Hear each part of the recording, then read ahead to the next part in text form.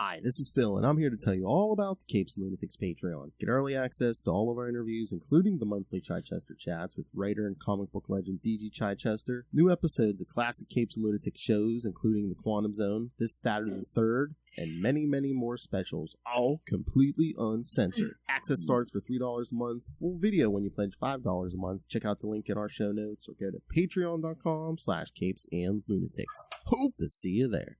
What about our Quasar podcast, The Quantum Zone? What about our Quasar podcast?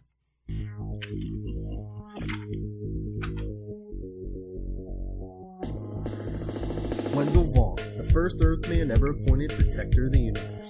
Bonded to the energy-transforming quantum bands that are both weapons and symbols of his station, he fights an ongoing battle to defend all life in the universe from cosmic evil as Quasar. Hello, welcome back to another episode of The Quantum Zone. It's been a while, kids. What, Phil? The Quantum Zone. The Quasar podcast. No one else doing a Quasar podcast. Only we're crazy enough. I have Phil joining me, as always. The master of the Quantum Zone. It is. I am Will. Hey, everyone. And unfortunately, Mr. Matt Kona could not join us again, but we wish him well. And this time, we'll be covering Starmasters 1 through 3 and Cosmic Powers Unlimited 4 and 5. Alright, so. Mine's back there. What's back? Other side. Back there. Yeah. There we go. Yep, there you go. Yes, my Marvel Legends Quasar figure, which, you know what annoys me? Remember when these first came out and we're like, oh man, we got to order now. We got to order so we can get them because they're not in stores. I swear, half the stores I go in now, he's there. They have them. Yes. I'm just all the time and blood, sweat, and tears, and we're like, we got to order it as soon as it comes out because or else it's going to sell out. Now they're everywhere. Yeah. But we got it. That's what matters. Yes, right? That's true. That is true. All right. Well, since we are doing the Quantum Zone, did you watch Quantum Leap this week? Not yet. Oh. That'll happen probably tomorrow. Okay. Do that because I didn't get back until later last night, and then we just haven't had a chance. So he leaps back further than he's ever leapt before. I believe it's 1692 Salem witch trials. That's right. I read about that. Good episode. Oh yeah. Yep. Very cool. I'm looking forward to it. So we're coming up to the midpoint of the season, right? I believe next week is the mid-season finale. Till they'll take their break till after the holidays. Yeah. So 10 more episodes after the holidays. How many did we get so far here? I'll look this up, but we've had. I think we've had 7, maybe. So 6 or 7. I was trying to remember how many they are getting this season. Looks like next week will be 8. And then, oh man. All right. So next week will be 8, and then we might only get 5 more episodes. Oh, really? Unless we get news. Because I only see a list here up to 13. So. Oh, okay. I was hoping we'd get more. Well, maybe we will. I don't know. We'll keep our fingers crossed for friend of the show, Ben Robb, who we don't have a drop from. Yes. Maybe I wonder if maybe they had to shorten the season 2 because of the strike. That's a very good point. The writer's strike was going on for quite a while. So if we get a season 3, maybe it'll be longer. Cool, very cool. I love every movie or TV show. It's when's it coming out, and you have to preface it anymore by it's coming, but it's delayed because of the strike. Yeah, exactly. Which again, no fault of the writers or anyone else, but it's the damn companies. Yep. Pay your people. Yes. Oh, Lilith and I were talking to this team. They were, unfortunately, I don't think they reached their Kickstarter, but they were doing a Batman fan film. But it was a bunch of actual Hollywood stunt people and stuff. And it's the strikes affect, and benefits and all that. That affects them too because they actually get injured doing that stuff. It's we need healthcare. Yep, and they need, and you have all the craftsmen that build sets. It's a lot more than just the writers and the actors. It's the producers and the entire ecosystem around, exactly that stuff getting made, which I'm glad the strike's over. But it should never have happened because they should just pay their people. Exactly. Right? Exactly. And then I think the other sticking point was AI. You know, what do we do with AI now? What can we can't do, yes. And I'm sorry, I don't want to offend any of our listeners. I said the word, so. Batman, my favorite character. Nice. For Ray's like, that's all right. No, Ray, I don't want to offend you. Well, so, this is, we're recording this on December 8th. We typically talk about new comics on our other show that we do. Yes, Sector 2814, the Green Lantern podcast. Yes. That's right. So, good stuff this week? Yeah, let me refresh myself. Let me look at my list here. Of course, Spider-Man's revving up for a big gang war. Because once every decade we have to have a gang war. Daredevil's been pretty good. Yes. Fantastic Four's been interesting because like the whole new series. I mean, it's up to number 14 now. But when I can't find the name of the writer, when he started this series, like it was based on this premise where like everyone's mad at the Fantastic Four because of something that happened, and then a couple issues in, they reveal that to like say, was it an invasion by the Negative Zone? It was something where like Reed Richards had to send like a whole block of New York, including the Baxter Building with like his children, into the future. So like a year into the future. So it's like, okay, everyone's going to supposedly okay a year into the future, but meanwhile everyone's like, well, wait a minute, you just sent our families a year into the future? Yeah. To anyone else, it's like, wait a minute. So for a year, our families are gone. Yeah. So, yeah. Interesting. Yes. And like they were traveling the country for a while, and he had some like interesting like Twilight Zone twists and stuff. Like, there was like a town that were like stuff that like times they seemed to stand still and stuff. There was a bunch of like different Twilight Zone-esque issues. It's been pretty good. Oh, cool. Yeah. Have you been reading anything new or? Let's see. Mostly, Kickstarter books, but of course, Green Lantern. Yes. We love us our Green Lantern book, which is Green Lantern by Jeremy Adams and Zermanico. And who's? I'm sorry, the writer again is who? Phil? Oh, see, Will loves this. I mean, God, I'm hooked on this. This is Jeremy Adams, and you're listening to the Capes and Lunatics podcast. Friend of the show, yes. Yeah, exactly. We've got Green Lantern War Journal, with Philip Kennedy Johnson. Yeah. Yep, it's a good book. We've got Alan Scott. We also got a Jeremy Adams on the Flash, yes. The Golden Age Flash. Mm-hmm. So that's Jay Garrick. I'm trying to think what else. I mean, it's always late, but Justice Society of America with Alan Scott and Jay Garrick. Yeah. Mm-hmm. We'll have to show this off because while I love Hal Jordan, you love Kyle Rayner. So yes. The Kyle Rayner compendium did come out recently, yes. So that was pretty cool. Rereading some of those things. On the Marvel side, I don't know that I'm reading anything from Marvel at this point. It's just oh my, the Green Lantern ongoing, and I hadn't realized that. But for growing up a Marvel guy, it's kind of weird for me to not. Let's see what I've got here. Oh, Transformers. That's not Marvel. Sorry. Have you been enjoying that? Yeah, that is a good book. Mm-hmm. Yeah, that's about it, I think. I may be getting the Miracle Man reprints from Marvel. Oh, okay. But, I think that's about it. Hmm. And, of course, like I said, a bunch of Kickstarter books. Yeah. I have a stack that I need to open for the last 3 or 4 weeks that are just stacked up over there. I was trying to look up. This might be our next cause. There is no Quasar. Any of the Quasars Marvel Funko. No Quasar Funko. Come on, man. I'm trying to look this up. Dr. Voodoo has a Funko. Come on. Yeah, Quasar. No offense if you love Dr. Voodoo, but I'm like, if Dr. Voodoo has a Marvel Funko, then Quasar should have a Marvel Funko. Exactly. Dr. Voodoo has not had a 60-issue series. I don't care if you have to justify it by doing one of those 3-packs, 5-packs. I mean, you throw them in there with either Marvel or Genus Vell or Monica Rambeau or Carol Danvers. Just do it.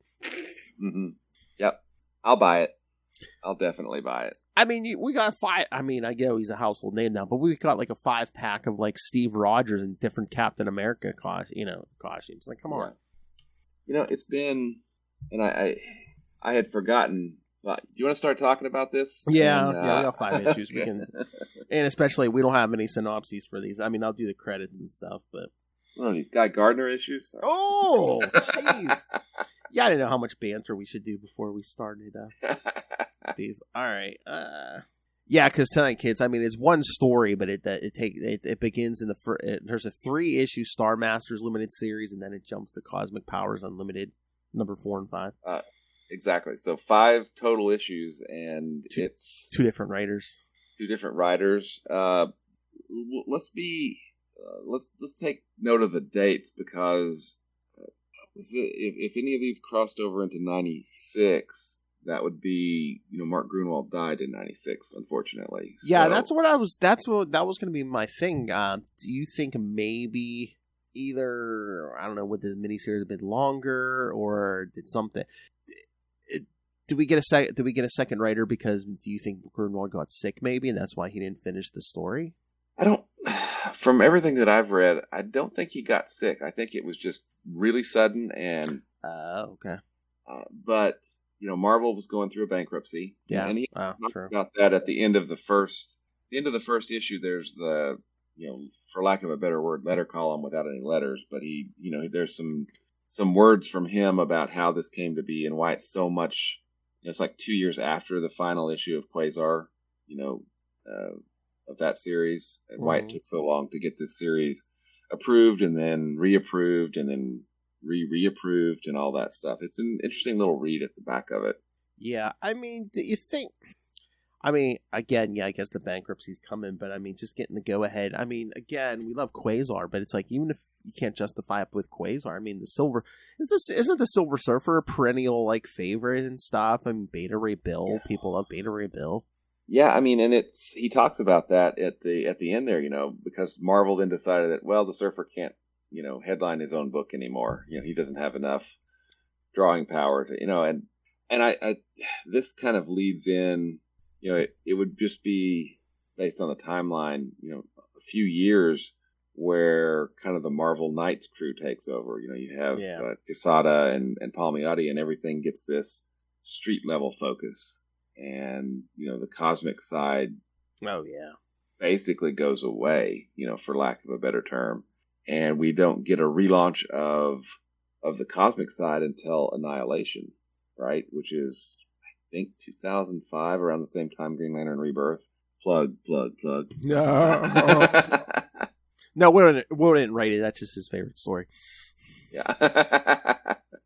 That's right. Which I'll be reading the last week of the year. And I've decided the other thing that I'm going to do, so I'm going to start the year and end the year the same way. I'm always going to end the year with Rebirth. I think that's kind of an interesting metaphor for the end of an old year. Yeah. And then I'm going to begin the new year with Cosmos and Collision. Okay. I thought you were going to say you're going to read Rebirth both times. Okay. No. Okay. Yeah. No. Because those are probably 2 of the most important stories. Yeah. To me personally. So, and it's been a couple of years. It may be probably since we covered it. Probably since we covered it here on the Quantum Zone that I read Cosmos and Collision. Mm-hmm. So it'll be nice to go back and see that. Because I compare anytime Quasar shows up, I compare it to the best Quasar, which is from number 13. Okay. Through number about Journey in the 40. 13 through about 40. So that chunk right there is prime, and you've got great art by Mike Manley. You've got spectacular art by Greg Capullo on a huge chunk of those issues. And we've got, we get an issue and a half of Steve Lytle, who's unfortunately no longer with us. And we've got some fill-ins by like Dave Hoover, who's also unfortunately not still with us. And that encompasses Cosmos Collision. It also does, a little crossover that nobody's ever heard of called Operation Galactic Storm. Oh yeah.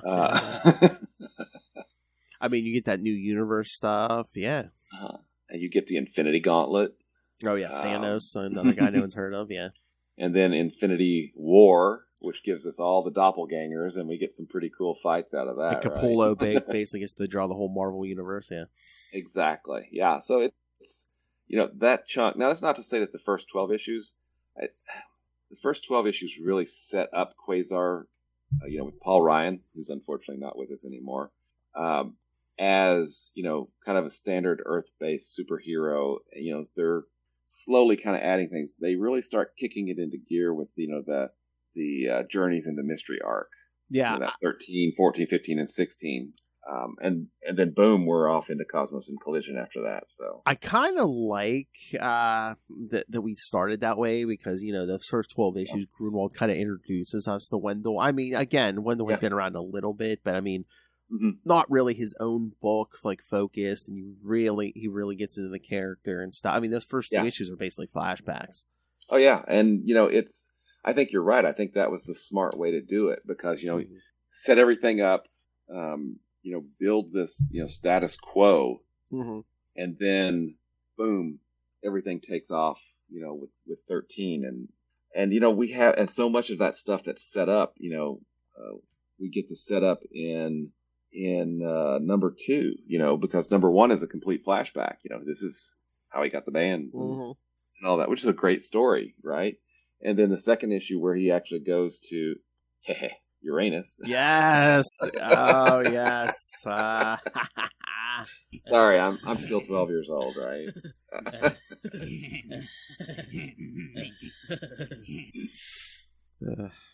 And we get that set up with Death Urge and Eon and Protector of the Universe and all those things, which is really those first two issues are so important.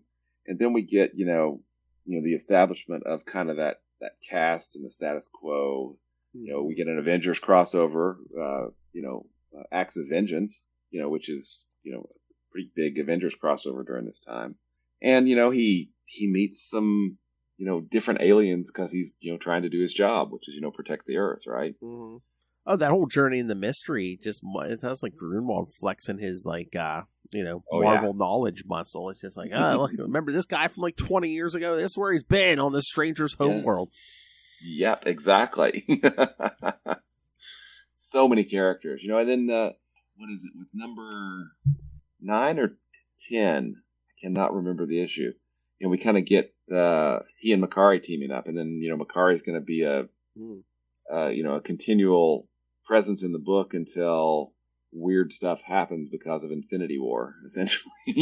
Yeah, I mean, remember the whole thing? Yeah, with he gets separated from Makari and her, and he really never comes back to Makari, because Makari goes off and does his own thing and stuff, and and then it's kind of all just ignored when Makari's back with the Eternals in the later series by Neil Gaiman, and I think was it John Romita Jr. Maybe I think so. Yeah, I think that was Which is, and that's something interesting about this, in the first issue of Starmasters, he talks to Epoch. Yes. Right? And as far as I can tell, that's really the last appearance of Epoch that I can remember. Jeez. Because I don't believe she shows up during, the Avengers, Avengers Heroes Return Avengers by Kurt Busiek and, the great George Perez, who's no longer with us as well. Well, I mean, Wendell does play a part in that story, but that cast is so big in that story where it's you really don't get the focus on him. Yeah, even the what is that? What is that Maximum Security and the whole thing with Ego and stuff? Yeah, we don't see Epoch there, do we? Nope, not really. And then we don't. And then the whole Ego thing is kind of dealt with.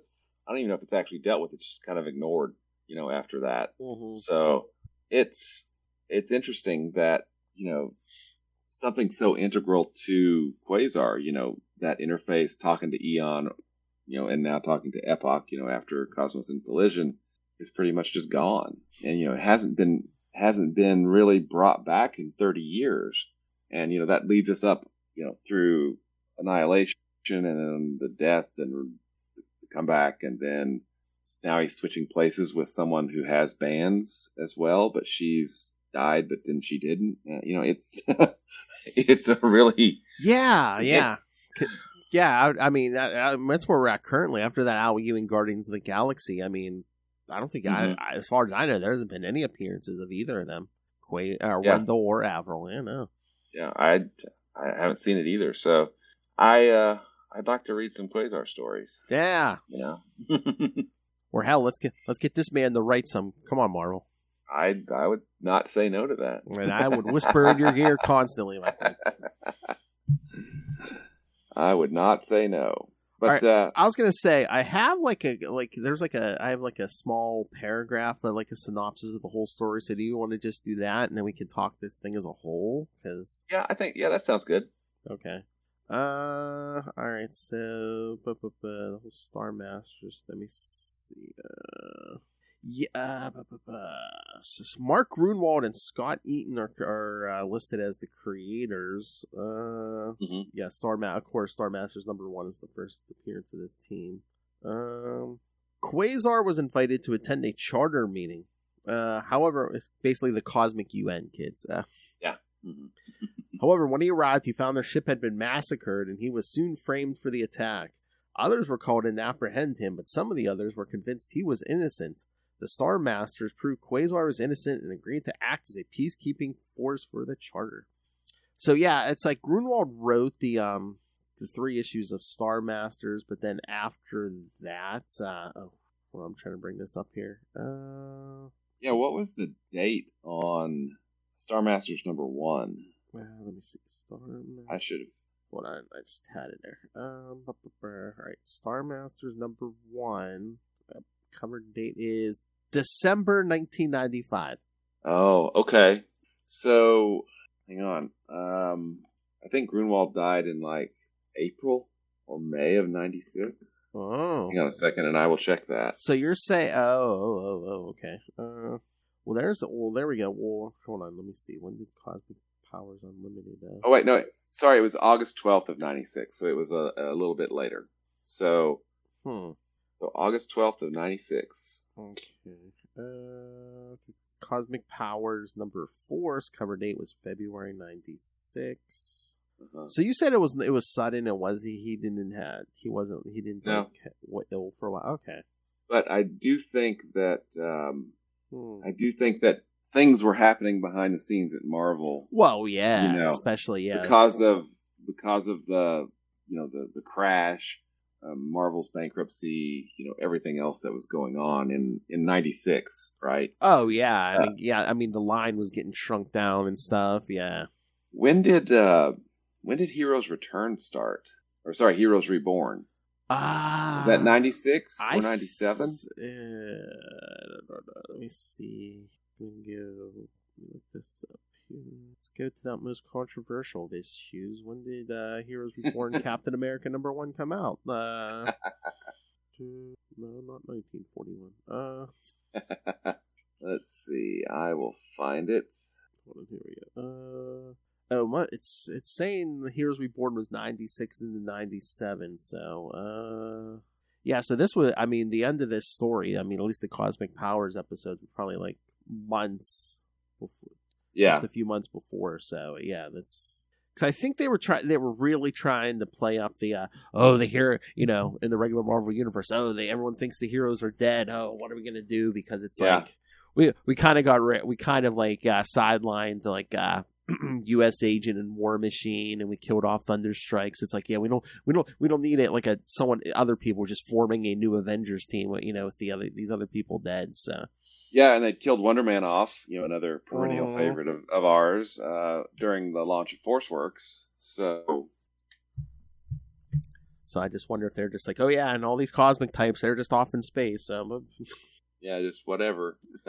Can you imagine if we just, Quasar came back to Earth and it's like, thinks Captain America's dead and decides to try to form an Avengers team?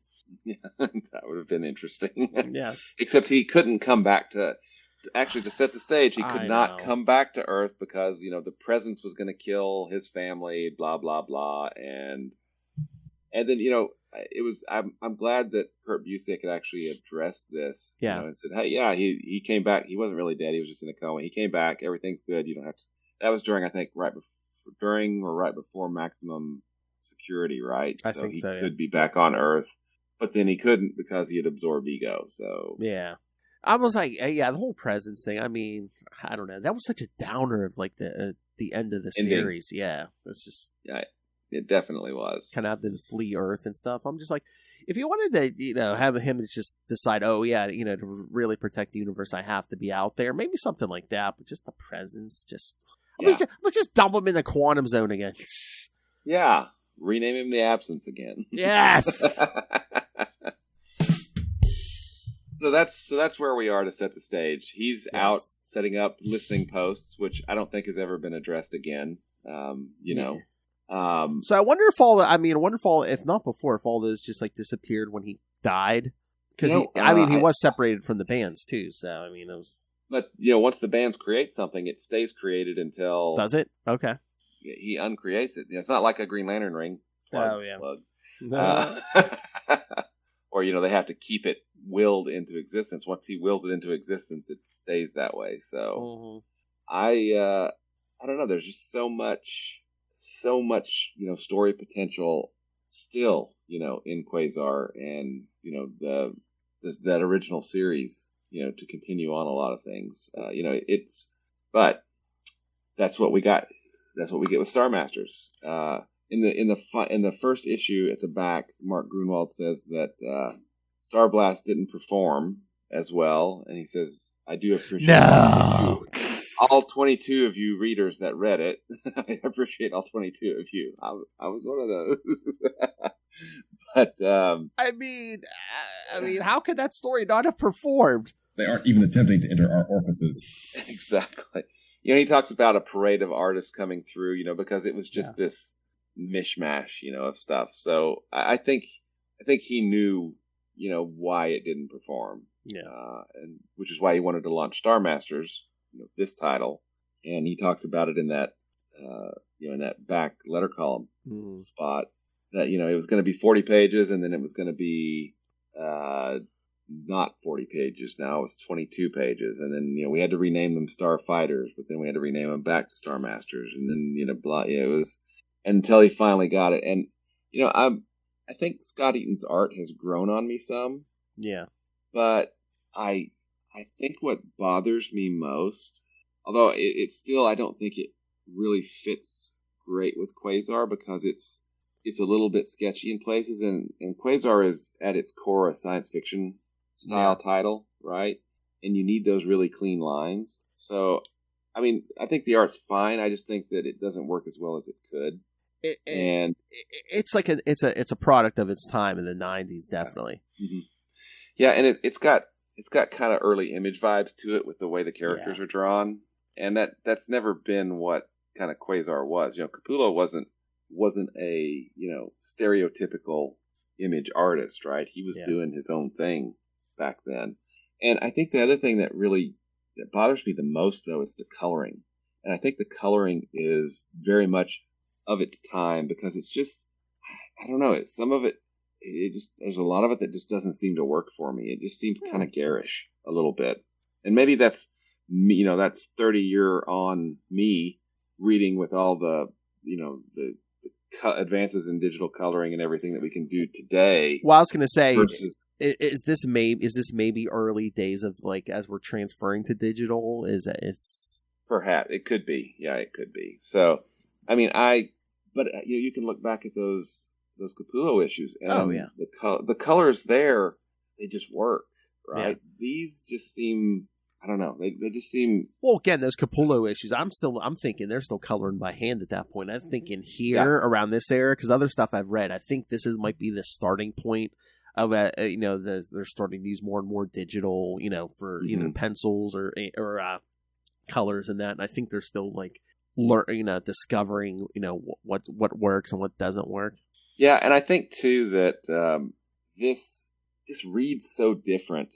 Well, sorry, let me back that up. The Cosmic Powers read differently to me from Starmasters. Obviously, the different writer, I think, is that. Greg Wright is the Yeah, and it just seems, I guess it seems wordier to me. I don't know, Gruenwald wasn't afraid of word balloons and captions and everything, but these just seem have a lot more word balloons and captions for these issues than the Starmasters issues. Yeah, and I wonder. I mean, we know Gruenwald loved Quasar. It's just like, oh, hey, Quasar's back. You know, I want to do so much with this, but also you got to have Silver Surfer in here. You got to have Beta Ray Bill in here. And then you have to set up this whole intergalactic, conspiracy thing. So yeah, I mean, it's and you're introducing all these new characters. Yeah, I feel like a little slower roll. I mean, we jump right into this. Earth's about to be shattered by, boom, we're there. It's just so much so fast that it's hard. There's never really any breathing room where the characters kind of just be characters, right? Be themselves. Yeah. And Wendell still reads as Wendell, which is obviously Gruenwald is writing him, so of course he's going to, right? Exactly. And I think Greg Wright, I think he does a really good Wendell as well. Mm-hmm. But there's just so many characters and so much going on. Why are they fighting? Wait, he's stealing willpower. Hal Jordan's going to have a word with him. Anyway. or your lawyers, yes. Yeah. I don't... And... Yeah, and then it's also a weird thing, too, like when Beta Ray Bill disappears at the end of 3 and stuff, because it's like, then something goes on, and I'm pretty sure I remember this from the Thor book, we were talking about, oh, he's almost dead and stuff, so when he comes back altered, it's like, he kind of had to disappear, and do his little thing in the Thor it was like arc 4 and issues come back. of Thor or something, yeah. And I was like, okay, I didn't even read that, and then the Surfer did something to him that I don't think we ever really... Yeah, why. It almost seems like they were hinting around that. It's like, well, I think right before Onslaught and everything, like the Asgardians were like either losing their power or like a bunch of them were just like dying off or something because again, Asgardian stuff was going weird. But so did they come out and say it, or it seemed like they were hinting around in those cosmic powers issues where it's like Beta Ray Bill may have lost, some of the, the power Odin gave him, and the Surfer kind of substituted the power cosmic for it, or... Yeah, but, and he said, he did it for a reason, but we never learned the reason, and Odin was like, and he gets to him. Yeah, and he gets a new hammer for some reason, yeah. Yeah, I mean, which is super weird. We're at the end of 3, right? So it's a 3-issue miniseries. Yeah. And... Beta Ray Bill disappears. I will say that I played Halo 2, when it came out, and I was up late, trying to, get through the story, playing, and they end Halo 2 on a cliffhanger, and I went, no! So the fact that they did this on a cliffhanger is very annoying. But at least it's continued fairly quickly. I think it was, I don't know if it was the next month for that issue, for Cosmic Powers number 4, but I don't think it was I don't think there was too much of a gap. Yeah, I know. I don't think, from what I'm looking at, it's not. That's the thing. Like, I read these 3 issues, and it took me a while to hunt down, like years. It took me years to hunt down the Cosmic Powers Unlimited. So, I was like, no, what happened? What the heck's going on? Like, here? wait a minute. I could bought the complete miniseries. Why didn't I not get a complete story? Why didn't I get a complete story? Exactly. Is it just that there was too much involved, and then it's like, well, they weren't giving them more issues, but it's like, okay, we have this, I guess, I'm guessing Cosmic Powers Unlimited was a quarterly book, because it looks like 4 was in February, and then I think it said 5 was May, so or something like that. So yeah, but they're like, oh yeah, we'll let you wrap this up in an issue or 2 of Cosmic Powers Unlimited. And the final issues of Cosmic Powers Unlimited, actually. Right? Yeah, the last 2, yeah. But then again, it's weird that it's like this story gets wrapped up by a different writer. Yeah, which is, and then, as much as we love Quasar, in August of 96, not, 3 or 4 months after, this issue is, cover dated, Mark Gruenwald, has that heart attack and dies. So that's kind of a downer. Yeah. Sorry. Much missed Mark Gruenwald. I was going to say, if you're ever interested, I mean, we could try to reach out. I know Gregory Wright is still around, so we could always maybe talk to him about, what was going on behind the scenes on this or whatever. Okay, yeah. I think that'd be a cool future Quantum Zone at some point. Exactly. I mean, and again, I just, anyone who worked closely with, I wonder if he got input from Gruenwald or... Yeah, I mean, and I don't think. I think it was an interesting idea for a team. I mean, I think Tan Isle is cool. I ride Jillian. That's cool. Surfer, Beta Ray Bill. Although the changes, I'm going to go ahead and say it, the nonsensical changes to Beta Ray Bill were weird. Well, again, I wonder if they're at the mercy of the Thor office, because I wonder if since he did, his power came from the Asgardians, at least originally, and he originally, Walt Simonson created him in the Thor books. I wonder if the Thor office had say over owned him. Anything over Beta Ray Bill. Yeah, so they just. But then they kill all of the remaining people, and I thought that seemed. Oh yeah, his whole race. Yeah, his whole race. He's the last one. I'm like, that seemed kind of pointless. Why do we need these last survivors of races? And the body count in this book, I was kind of shocked. Everybody on. Oh yeah, just the charter. Yeah, that's 3 million, and then the world that gets nuked with the Planet Buster right at the beginning, and then the world that picks up their ambassador fast, which is why you should always wait. They die from the plague. Right. Yeah. I mean, I know things need to happen on a grander scale, but that seems like it was so much death that it stopped having any meaning, right? Just more and more and more. You just keep piling on, Yeah. I thought I saw something somewhere that was saying, I don't know what story it was, but they kind of rolled back that, it wasn't quite, wasn't 3 million that died on the charter, headquarters or whatever, but I'm just trying to see if Gruenwald was editor on the Cosmic Powers Unlimited, so I'm assuming Greg Wright had some I'm sure that I'm sure he was getting some feedback from Gruenwald. So again, it's just anyone who talked to the man, I worked with the man, I'd be interested in talking to. Exactly. It was maybe next year, kids. Maybe I'll reach out to Gregory Wright, see if he wants to give us a little of his time. So let's so the first 3 issues I think worked fairly well. I think I don't know.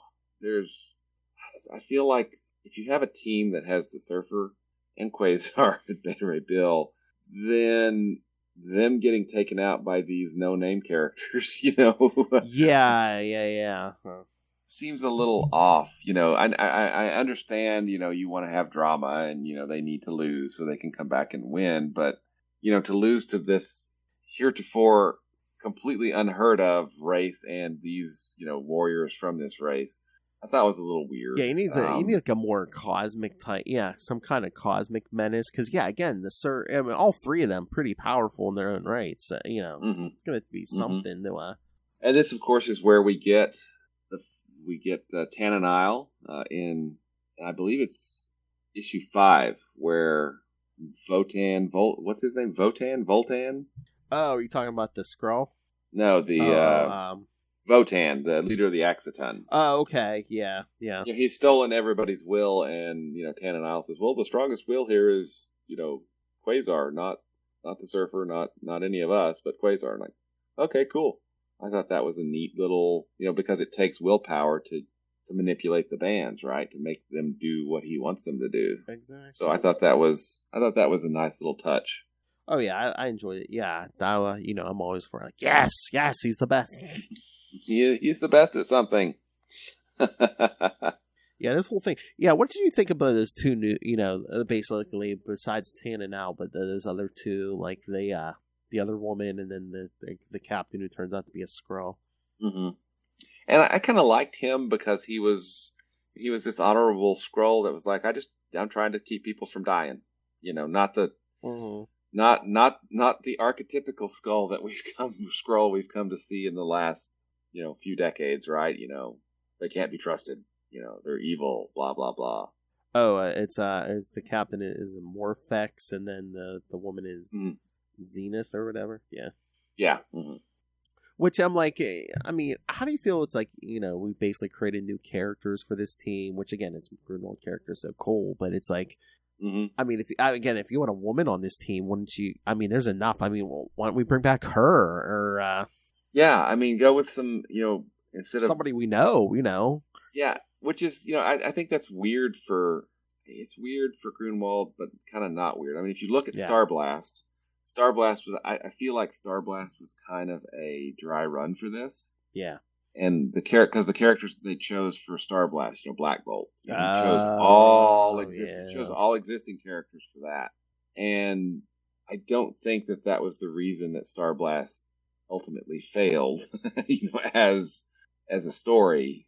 I don't think it was the characters that were chosen. I think it was, more to do with the art and the editorial. Again, it's like why should the audience care when it seems like some of the creative teams were just like didn't, it's like, what part is this? Who cares what part it is? Who cares? Just throw another number on it. Yeah. I mean, it was, yes, for those out there wondering, there are 2 issues of Starblast that have the same crossover number on them, and one that doesn't. And there's a few. We went. If you want to dive deeper into that, check the playlist. We talk about Starblast. Yes, on the Capes and Lunatics YouTube channel, there is a playlist. Yes, so for every Quantum Zone episode, this one will be included. But yeah, we did Starblast. Oh God, issue by issue, and yeah, it was hard to figure out any kind of coherent order for that thing. Yeah, it was. And again, too, it was like there was the space stuff with Quasar, and then the Fantastic Four and Namor were basically in the ocean on Earth. Yeah. Mm-hmm. So, yeah, it was.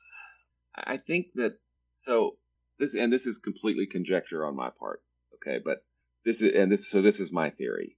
I think the writing was on the wall for Quasar. Before Starblast, and I think Starblast was an attempt by Gruenwald with not nearly the amount of push and support that it needed from Marvel to actually succeed. Because we got so many different artists, and they were all good artists in their own right, but they were not a good fit for Quasar and what was going on in the series. Mm-hmm. Do you think were they trying to set up? Oh, hey, we're going to spin out a team book for Quasar out of this, and like none of the characters kind of like fit. So like, okay, but when we get to Starmasters, it's like, okay, we're gonna have to pull out the big guns. Silver, who's more cosmic, who's known more cosmic in Marvel than Silver Surfer. We're gonna pull out Silver Surfer. I kind of think that's what they were doing. We're gonna, Gruenwald was like, I'm gonna try to create a team. Yeah. And he had Black Bolt, he had Captain Marvel, Monica. Yeah. Captain Marvel, Monica Rambeau. He had some of the Soviet super soldiers. Perun, I think. He had Dark Star and the Vanguard. I think so. Is that his name? Yeah, because he's the one that dies, right? Quote unquote dies. And did he have Binary too? I think so. Yeah. It's been so long since I've read Starblast, but I think Gruenwald, that was kind of the first run at taking a team and spinning a book out of Quasar, because I really do think the writing was on the wall for Quasar. Post number 50, I think it was just he knew it, so he was trying to figure out a way to land Quasar where he could still write Quasar, and to do that with a team. And when the Starblast, because I think the initial name of the team was going to be Starblasters, maybe, I don't know. When that rather spectacularly failed, and then the series was canceled, I think he kind of still took that idea and said, look, Quasar may not be able to support a book on his own, which at the time, I'm sure he was right, but I still think Quasar can support his own book. I believe, right? I'm a believer. But he took, what he could. He got the Surfer, he got Beta Ray Bill, which, are fairly popular characters, put them in a book with Quasar. But then I think he overcorrected some, right? Mm-hmm. And instead of adding a few characters that maybe we already knew, we got this huge explosion. We have all the bad guy characters. We have all the new bad guy characters. We have all the new good guy characters. And then even more characters that are kind of good but kind of bad. And then this whole new race and a whole new villain and a whole new... there was so much introduced there that I don't know. Do you think he knew he had to show results right away, so it couldn't be like the Quasar book? He couldn't start off slow. It's like, okay, we have to have this big threat now, right away, and we really got to get to the action, and we got to get these characters in here now. For first issue, by the end of the first issue, Quasar, Silver Surfer, and Beta Ray Bill were teamed up. Yeah, maybe because it does start off with a bang. Mm-hmm. Literally, that whole planet gets exploded. Yeah, exactly. Yeah. I think it was a bit overcorrection, and honestly, too, this is I don't know. And again, 95, 96, I don't think they as the bubbles bursting, and I don't think they're giving books the amount of time that they usually gave them. So you probably had to show numbers pretty quickly. Yeah. Well, and I think too that at this point, maybe Gruenwald was doing a lot of non-writing stuff because I feel like his work suffered some at this time. You look at Capwolf. Okay. How dare you? I know, but I don't think he was, at least in my opinion. And I am a huge fan of Mark Gruenwald's work. He has a tremendous body of work, but I think.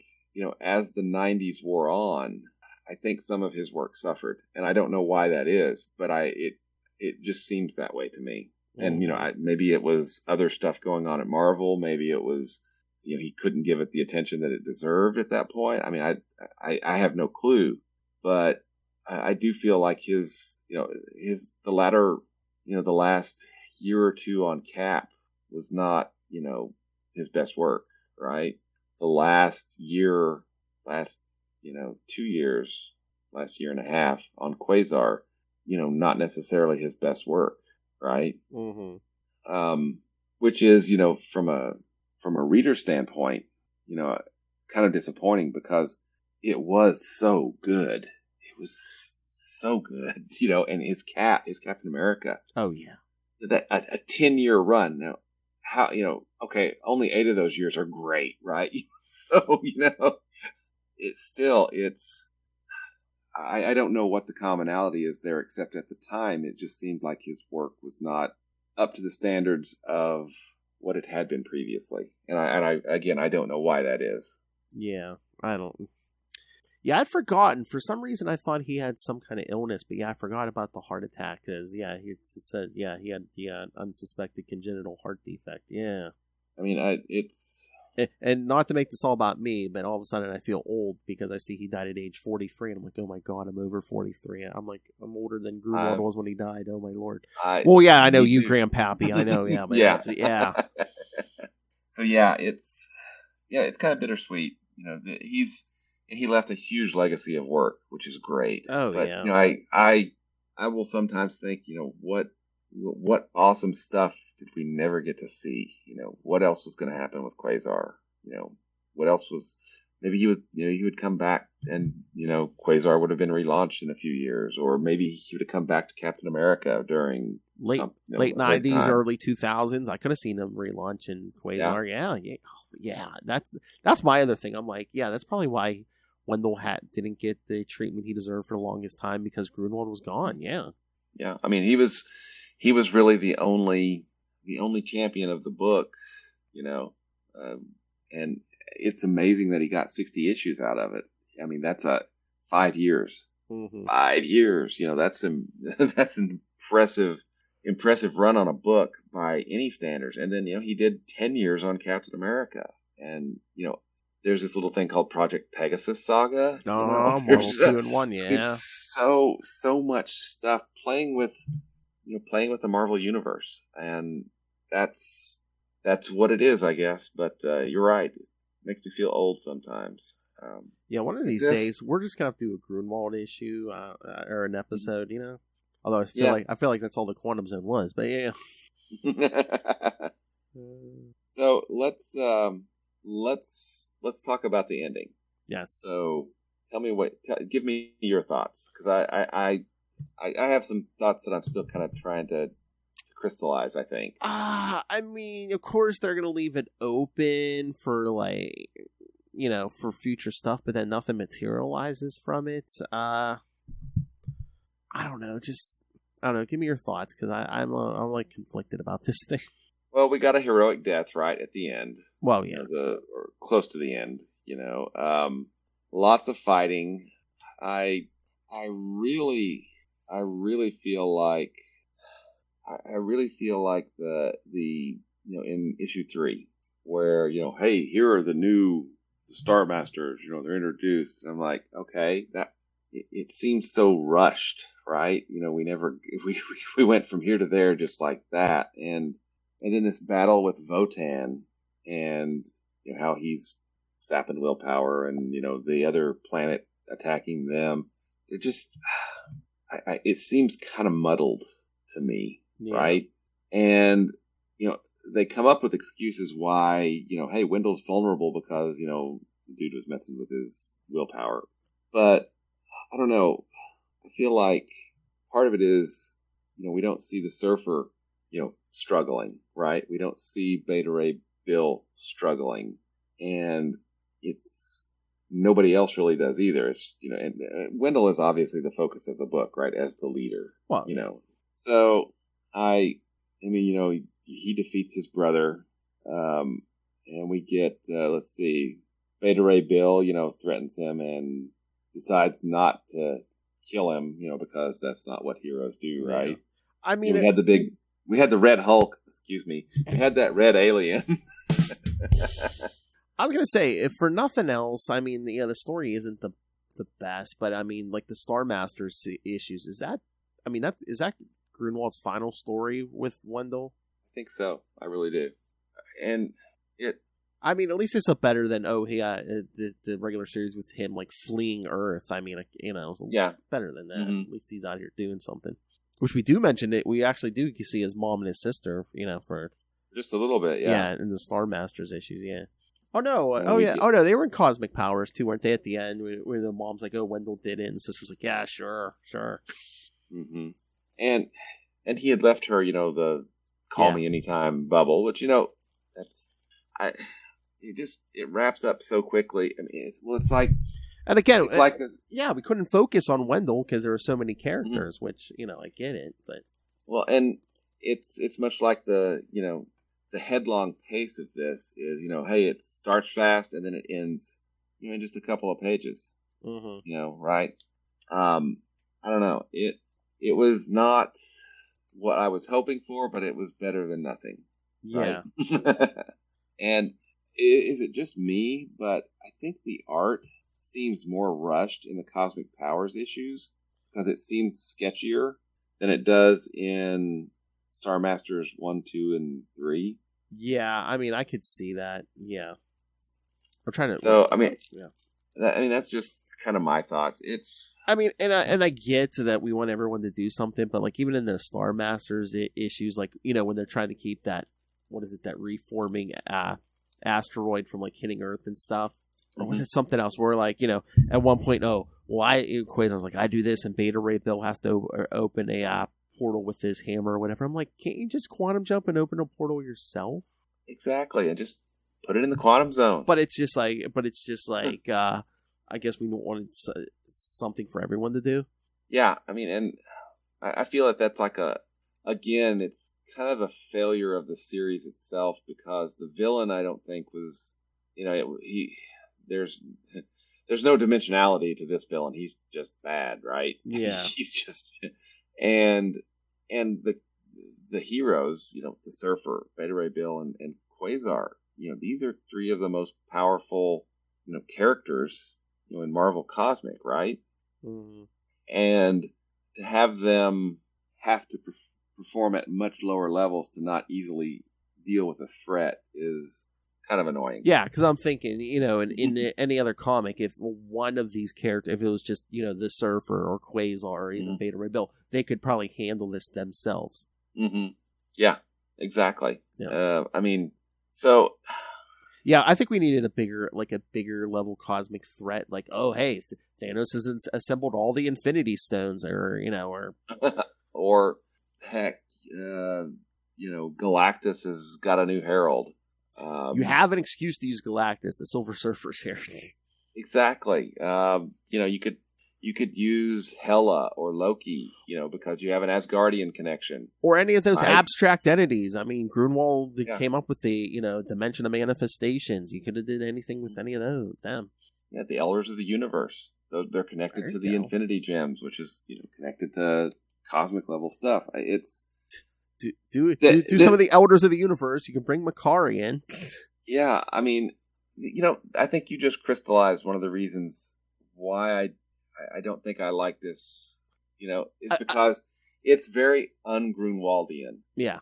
He's not using the existing pieces of the Marvel Universe to help tell this story. This is just kind of it's, 3 characters with a whole bunch of new characters thrown in and stuff happens. It just seems like another writer doing a 90s story. It does. It really does. So... Again, why wasn't Makari part of this team? But, yeah, I think the body count was high, but it's like the villains were just generic and, I don't think worthy enough of this assemblage of, at least these 3. Mm-hmm. Yeah, it really wasn't. I remembered so little of this story, and it was just kind of forgettable, unfortunately. I will take the win for Quasar having the strongest willpower. Yes. Yeah. But I'm trying to remember, because I don't know if it's just because I haven't read a lot of Quasar lately, but I'm just like, it held my attention this time, but I think the first time I read this, I thought it was kind of boring. Yeah. Because there was really nothing to hook it. It was just so fast, right? And again, I was so like, oh great, we see what Wendell's doing after the ongoing series, but I think I was just like, no, stay with Wendell. I mean, I love the Silver Surfer, but it's just like, I want more Wendell. Exactly, yeah. I mean, I was a long-time reader of the Silver Surfer book. Yeah. When it was coming out, from back in the 80s. But yeah, this is going out with a whimper, not with a bang. Yeah. And even it is a higher note, I think, at least more positive for Quasar. Than the end of the regular series. I think, and I don't know this, again, this is supposition on my part, but I think the end of the Quasar series hit Gruenwald pretty hard, which is why it is such kind of, I think it was, it affected him. I think it really did. It really did affect him. And I think we see that in that final story. The Quasar was ending, and it was something, it was his dream book, right? That's his character that he put so much of himself into. So, I mean, should that have been the end of issue 60s? Wendell's leaving Earth, and all of a sudden he sees the Silver Surfer, and he's like, "I need your help," or something. Something. But yeah, we got nothing. Just off into the. Yeah, I'm gonna pretend. I have to flee Earth as quickly as I can, so the Presence doesn't know I'm alive. Yeah. Exactly. So, there's just so. It's been so long since, Quasar's been a regular character in a book, I mean, that was one of the things, hated the fact that, he was killed in Annihilation, right, for no reason. And also, the cosmic control rod isn't part of, from an engine of a spaceship, is more powerful than the quantum bands. I'm not dying that, okay, but whatever, he died-ish. And, it was then a supporting character in the Nova book, finally got the bands back and his body back, and great, we're back to a point, and then nothing, right? Then we did that whole Avengers standoff thing where basically he gives the bands to Avril, and it's like, wait a minute, how'd you get those bands off? Because I don't know if they ever explain that. Yeah, they don't come off.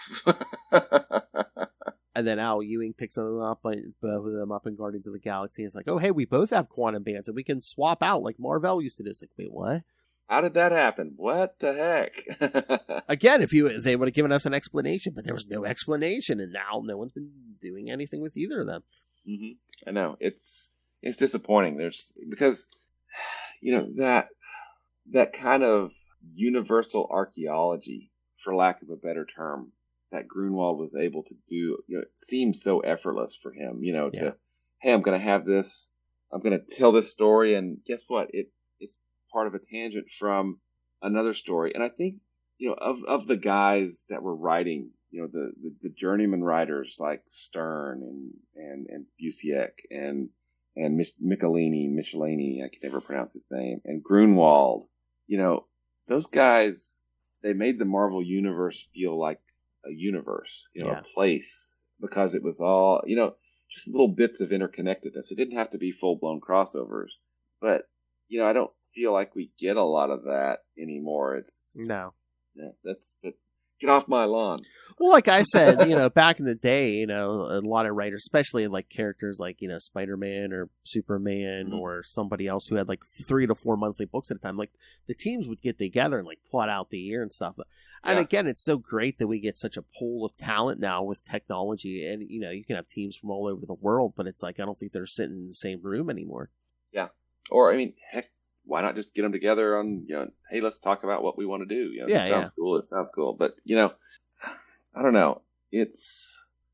Well, again, too, they have the big event after big event anymore. So it's basically like, okay, how do you fit into so-and-so's big event is pretty much what it comes down to anymore. Yeah, and I kind of feel like that's a failure of editorial. I really do. Yeah. But that's where we are. And we ended up with this. Yes. All right. Well, anything else, William? I don't have anything else. And again, I wish Matt had been able to join us. I'm thinking we're gonna have to we're gonna have to cover. And we're gonna have to do an episode and cover Wendell's appearances in Dazzler to get Conan back here. So I think it's gonna take the Dazzler book or something to get Conan back. Maybe. Disco, Matt. Damn it, I'm in. All right, but what do you guys want to hear us cover next time we do? I don't know when we'll do this, but again, it'll be 2024 at least. So send us your thoughts, Ray. Remember when you used to send us weekly feedback, Ray? Addicted to the Marvel Snap, Ray. What the F? All right, so send us your thoughts on this story. Send us your suggestions for what to cover next when we do come back to the Quasar and the Quantum Zone. And this is the last appearance of the Starmasters. I don't think the Starmasters have ever appeared again. Yeah. Sorry, I was looking through it again. I'm like, what happened after this? There's nothing. They decided to call it quits.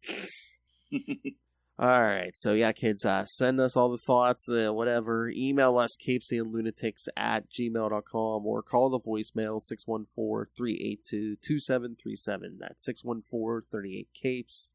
And you can find all Capes and Lunatics episodes. We cover a bunch of Marvel stuff here, and DC stuff. Episodes, social media, merchandise, the Patreon. You never know what you're going to find there.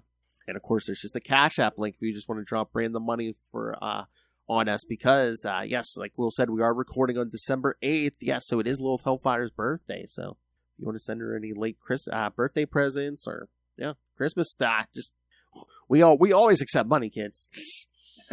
help us keep the ship afloat. So find everything at tubespace.io/CapesandLunatics Podcast Network. That's tubespace.io/CapesandLunatics Podcast Network.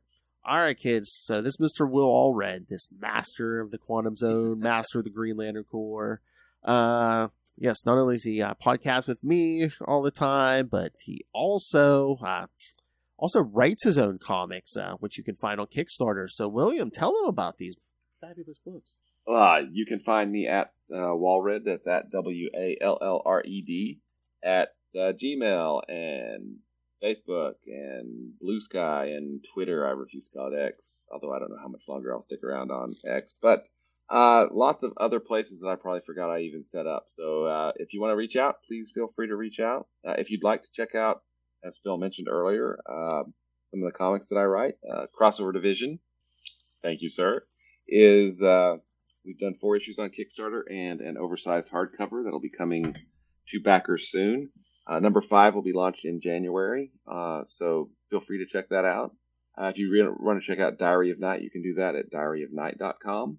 And hang out with Phil here and on this little podcast we do called Sector 2814, which is the Green Lantern podcast. Yes, we go in order. Yes, and we're about to hit Blackest Night, kids, in January. So, and that's just a little short story. It's only going to take us about 3 months to get through it, right? Yeah, Phil? kids, because we're going to cover every single issue, tie-ins, miniseries, all of it. So, the zombie issues. Yeah. Yes. Oh, and yes, and then, almost forgot. Kids, send us feedback for episodes of Sector 214. You may win a Green Lantern prize pack. That's right. Absolutely. So, yeah, check us out at Sector 2814. It's we are rapidly approaching a number that will eclipse the number of episodes we've done of the Quantum Zone. Yes, this is 155 of the Quantum Zone. Yes, and we'll hit that probably by February on Sector 2814. So, yes, kids. Yep. All right. So, I'll put it in my navel. Hey, boys, you look at the party? I love the party. Most of these drops came from the Quantum Zone. The kids. Quantum Zone. I'll put it in my navel. Contemplator. Hey, boys, you look at the party? I love the party. He goes limp in my grip. Because let's if you haven't listened to the Quantum Zone, you must go to YouTube and again start listening to the playlist, because again, the two of us, Matt Kona adding his greatness to it, and again, most of those when we covered one issue an episode, we did live reads, kids. That's how I got all this fabulous audio from Mr. Will Allred. We did live reads. I hope it's going somewhere nice. They aren't even attempting to enter our orifices. There's the Star Blast. The best thing to come out of Star Blast. They aren't even attempting to enter our orifices. I am God. Seems like I'm getting a package every other day. And of course, yes, I know it's Quasar, but And I, of course, love Hal Jordan. I, of course, love Quasar. How about that? There you go. I, of course, love Wendell. Yeah. I do. All right. All right, kids. Thank you for joining us. So yes, send us some suggestions. What you'd like to see us cover next time we do this. And every once in a blue moon, we also do the Wonder Cast. That's right. All about Wonder Man with Justin, the Owl, and of course, yes, Ray when he can get off the marble snout. I said I want to do. That needs to be one of the early episodes for next year. I want to do a intervention with Ray. That's right. I remember that. Down the marble snout, kid.